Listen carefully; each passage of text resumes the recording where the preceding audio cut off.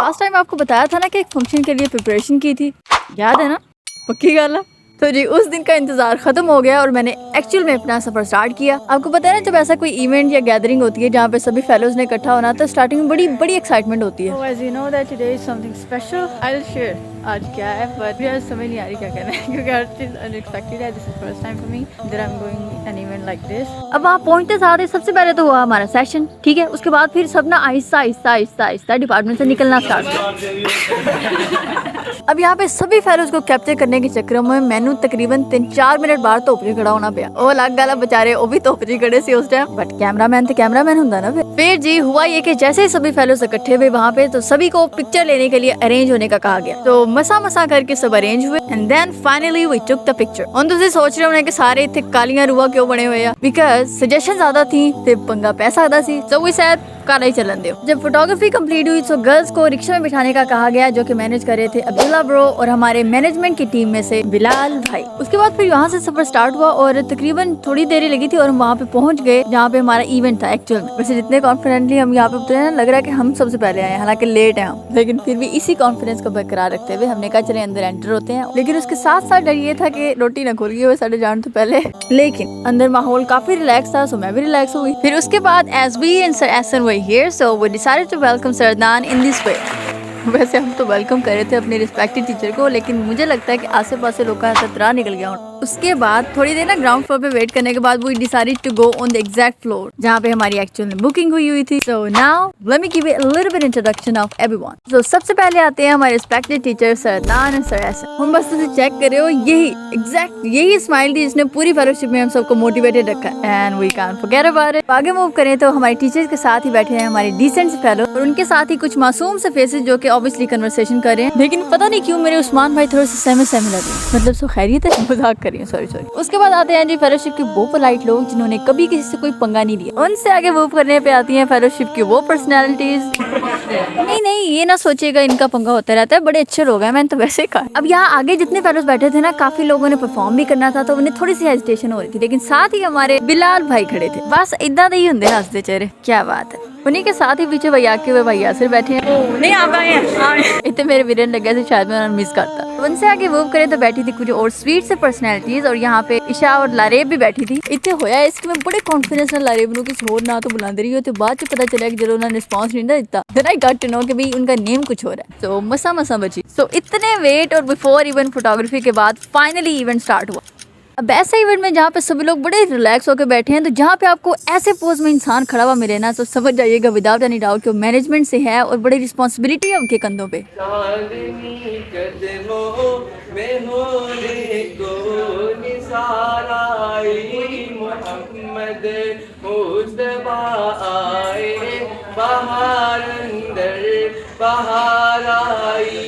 बड़ी मायूस थी दाई हलीमा।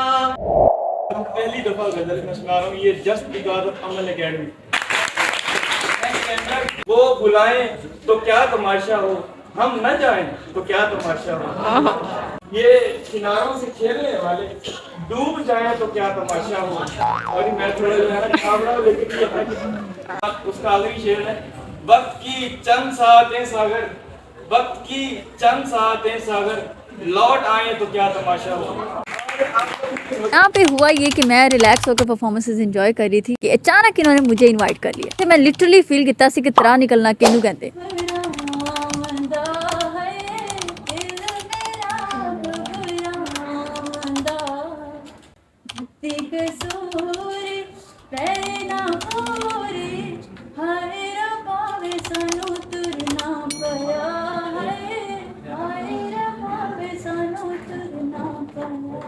अल्लाह माफ करे, बट कितनी तज़ीम नाल खलो के गाना गाया मैं।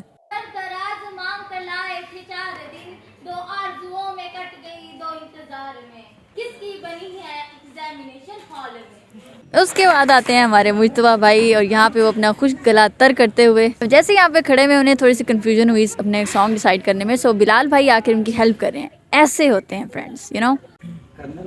जल्दी बोले, कल सुबह अपन मेल निकाल। मैं तेनू समझावांगी ना तेरे बिना लगदा जी, की जाने प्यार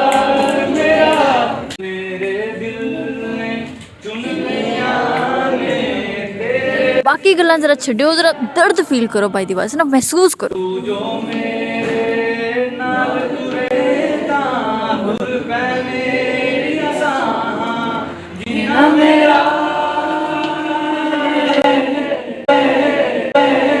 बस टुटे दिल ये दर्द महसूस कर सकते हैं, की करिए। We are with you brother.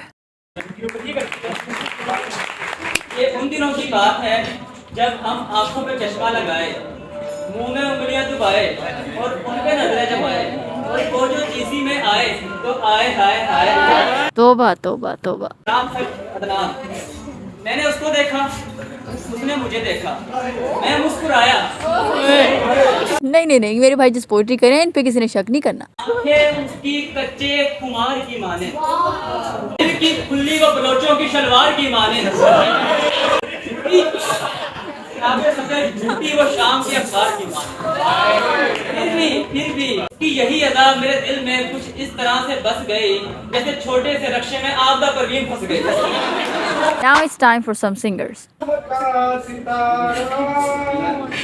तेरे बिना हूँ मैं आवारा, तन्हाई ने सताया, तुझको बेसाख्ता पुकारा, दिल में हूँ रखता हो हार। ये मेरे भाई तो सिंगिंग कर रहे हैं, लेकिन इनके साथ साथ और कोई बड़ा एंजॉय कर रहा है, चेक करें जरा।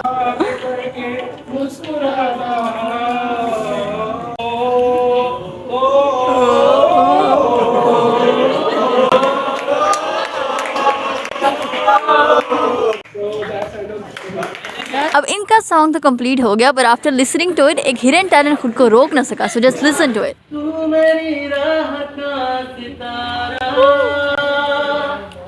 तेरे बिना हूँ मैं आवारा, मेरी ये दोनों पागल आँखें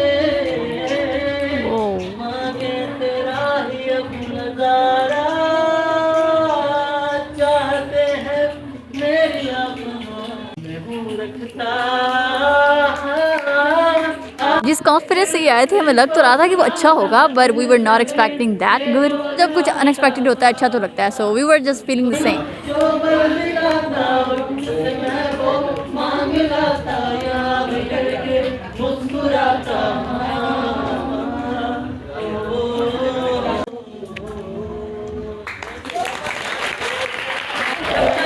हुआ हो वो अजीज़े जान, ऐसा तो नहीं था।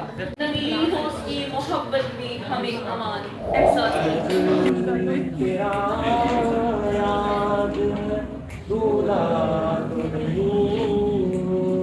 So here comes another singer. मैं तेनू समझावा न तेरे बिना लगता जी, करूं इंतजार तेरा, दिल तू यूं जान मेरी, नहीं नहीं भी इस बारी संभाल लिया सी मेरे वीरन। तेनू समझावांगी। यार तालियां ही मार लो। आही बस आही कॉन्फिडेंस चाहिए परफॉर्म कर दे। आवाज के दर्द को महसूस So he tried another song.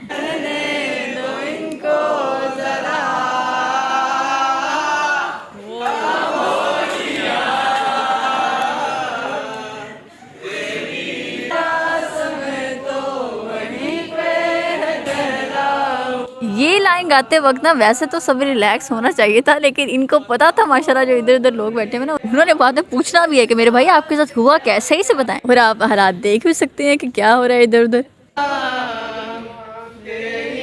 मैंने लगता मेरे वीरे गाना बहुत फील करके शायद।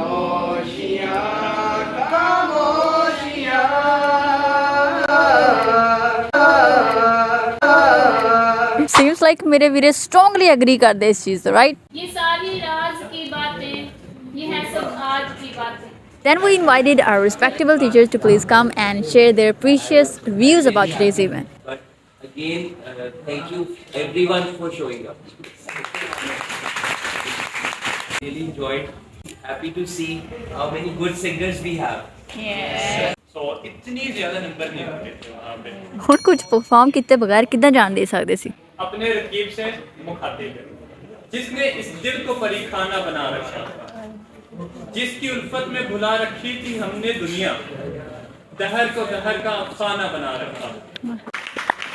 सर ऐसा नहीं, यहाँ पे पोइट्री सुनाई, सो ऑब्वियसली सरदनान को हम सिंगिंग का तो नहीं कह सकते थे, सो सरदनान also decided to go with the same. Poetry का नाम है फैज कहते हैं। कुछ लोग तुम्हें समझाएंगे, वो तुमको खौफ दिलाएंगे, जो है वो भी खो सकता है, इस राह में रहजन है इतने। कुछ और यहाँ हो सकता है, कुछ और तो अक्सर होता है, पर तुम जिस लम्हे में जिंदा हो, लम्हा तुमसे जिंदा है। ये वक्त नहीं फिर आएगा, तुम अपनी करनी कर गुजरो, तुम अपनी करनी कर गुजरो, जो होगा देखा जाएगा। करे ना करे देखा जाएगा। Now I am super hungry. मैं इतने बड़ी खुश हो गई थी कि फाइनली रोटी खोल गई, लेकिन इतनी छेती कितने खोल दी। हमें बताया गया कि अभी एक दो परफॉर्मेंसेस और हैं and after that we will be able to eat something. So here we go with the rap song. किसी लड़की को ना कभी शेयर करो, ऐसी कोई मिली नहीं जिससे तुझे कंपेयर करो। खाना खाने जो तू बैठे पीछे जो हुक्म करे वो सब मैं करूँ, तेरे पीछे किस किस से लड़ूं, तो क्या मैं करूँ तुम ही बता, किस गलती की मुझे दे दी सजा। कभी मैंने पूछा कितने लड़के तेरे स्नैपचैट पे, मैंने पूछा क्या करती पूरा देर अपने फ्लैट पे, क्या मैंने किया है जब क्या है तेरे मोबाइल में, किस किस का नाम है छुपाया लास्ट डायल में, कितना चेंज आ गया तेरे बोलने के स्टाइल में, क्या क्या छुपा रखा है सरकास्टिक से इस्तेमाल में। I swear to you I care for you, I finally रोटी खोल गई थी। सबसे पहले तो हम अरेंज होके बैठे, ठीक है, क्योंकि अभी थोड़ा सा ना वेट था खाने आने में। तब तक मैंने सोचा चलो बाकी फिर उसको ना वीडियो बना लो, लेकिन मुझे ये अंदाजा नहीं था कि सर ना रिएक्ट करेंगे वीडियो में। I didn't notice that. Video बनाते बनाते मेरे सामने आए बर्थडे बॉय, जिनकी बर्थडे सेलिब्रेट करनी थी अभी।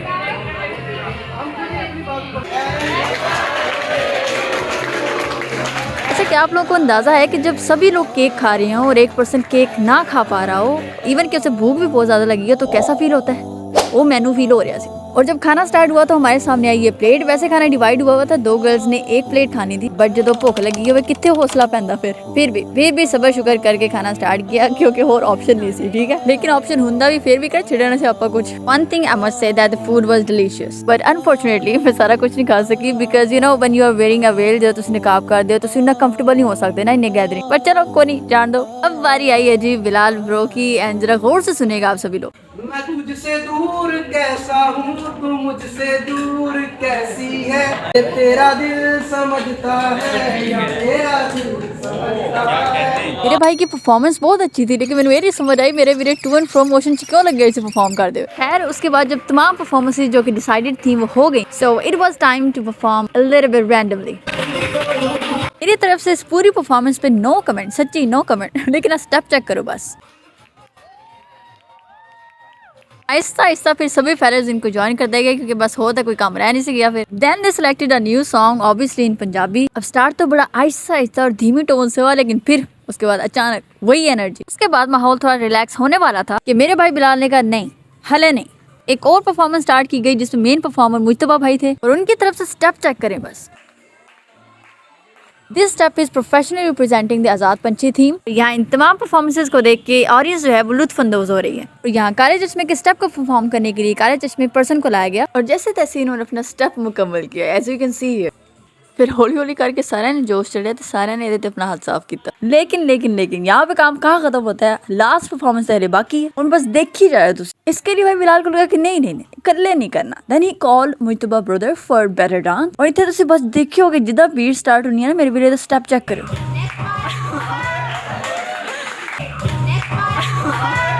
And now it's turn for Mujtaba brother.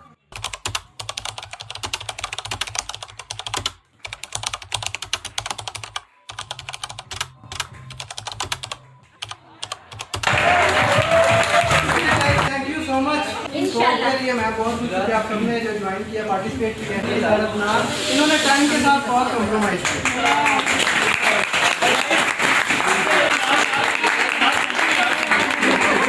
और यहाँ पे इवेंट खत्म हो गया, लेकिन सबको कहा गया कि भाई इकट्ठा हो, so that we can take a picture.